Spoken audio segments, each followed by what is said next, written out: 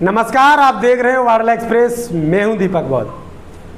आप सभी लोगों ने सुना होगा 2024 के लोकसभा चुनाव में जिस प्रकार से बहुजन समाज पार्टी को तगड़े झटके पर झटके लगे। हालांकि बड़ी बात रही है, 2014 में भी बसपा की लोकसभा में 0 रही थी, उसके बाद वो एकदम से उनके 10 हो गए और ये गठबंधन के कारण लोकसभा में हो गया 2019 में। इस बार उनके बसपा के पास एक भी सीट लोकसभा में नहीं है, इसलिए बसपा के लगातार आप देख रहे हैं कि बसपा का जनाधार गिरा है, उसके कारण क्या कुछ हो रहा है।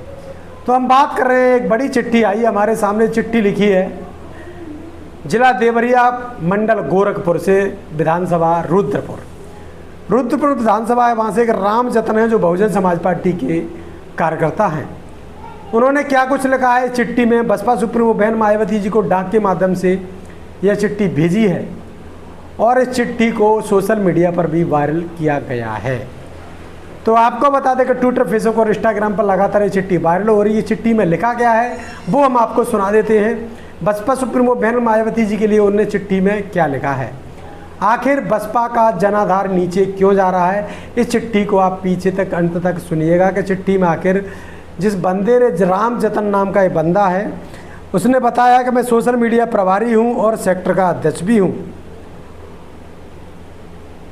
और पूर्वी रुद्रपुर पूर्वी से वो अध्यक्ष हैं और मोबाइल नंबर सहित विधानसभा 336 रुद्रपुर जिला देवरिया मंडल गोरखपुर।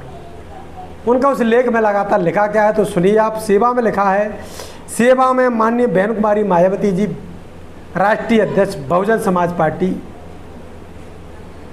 उन्होंने लिखा है, विषय बसपा का घटता जनाधार कोऑर्डिनेटरों की देन है। अपनी चिट्ठी में उन्होंने लिखा है कि बसपा का जो जनाधार घट रहा है वो कोऑर्डिनेटर यानी जो प्रभारी लगाए जाते हैं वह हैं, जो मंडल के प्रभारी लगाए जाते हैं, वही मुख्य वजह मानी जा रही है। उन्होंने लिखा है, मैं बहुजन समाज पार्टी 336 क्रमांक विधानसभा रुद्रपुर जिला देवरिया मंडल गोरखपुर का एक मामूली सा कार्यकर्ता हूँ।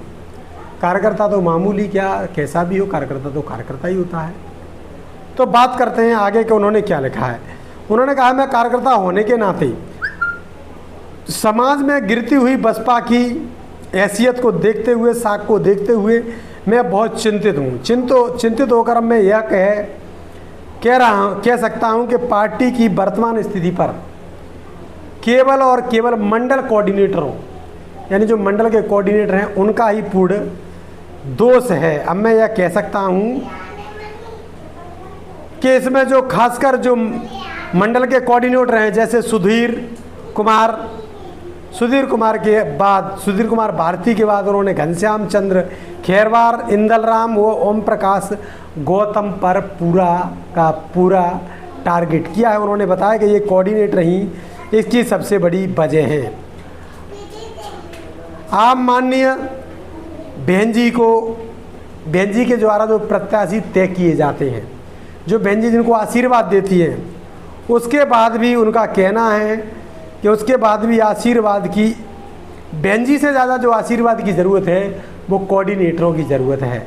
चाहे वो विधानसभा के हों चाहे लोकसभा के प्रत्याशी हों, उनको कोऑर्डिनेटरों की आशीर्वाद की ज़रूरत होती है।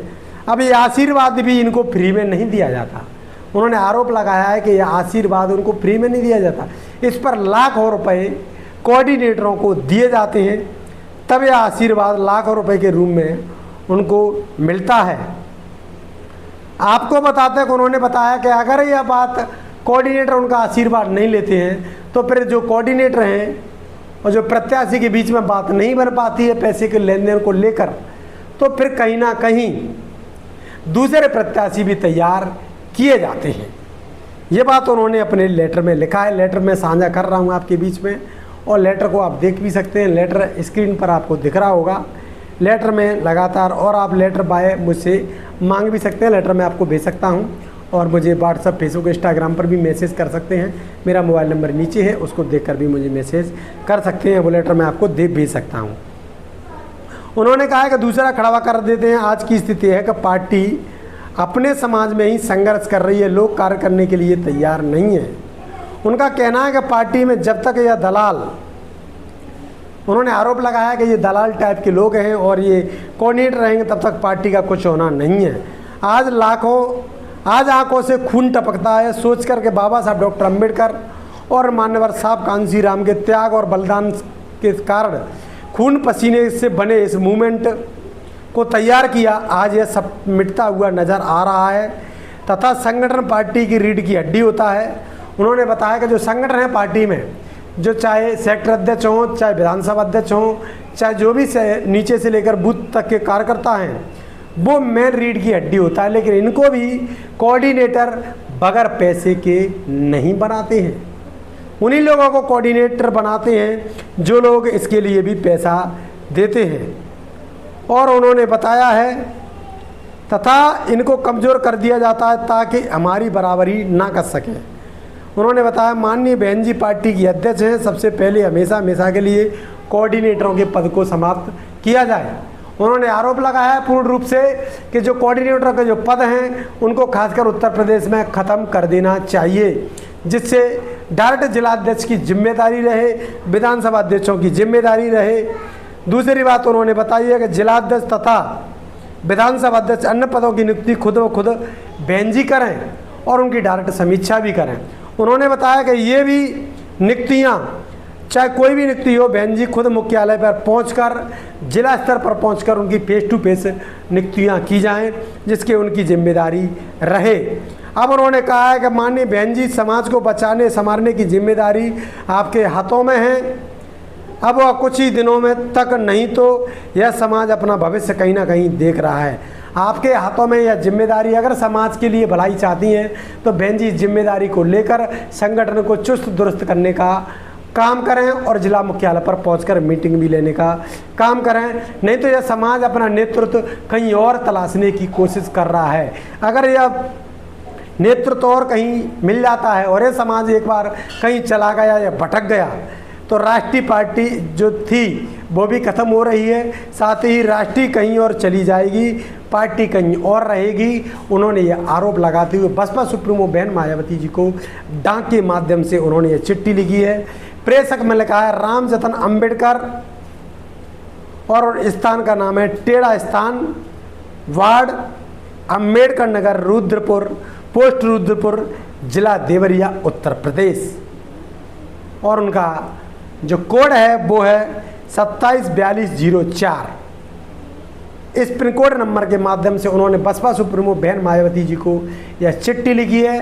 चिट्ठी लिफाफे में पैक करके और वो भेजी गई है, और भेजने के बाद उसका जो पोस्टल ऑर्डर नंबर भी है हमारे पास, वो भी उन्होंने दिया है, और यूपी स्टेट ऑफिस है उसके लिए उन्होंने भेजा है। बसपा सुप्रीमो बहन मायावती जी के पास ये चिट्ठी कुछ ही दिनों में पहुंच जाएगी, और 23 तारीख को होने वाली मीटिंग में क्या कुछ उसका देखने के लिए मिल सकता है। क्या बसपा सुप्रीमो इन चिट्ठियों पर गौर करेंगी?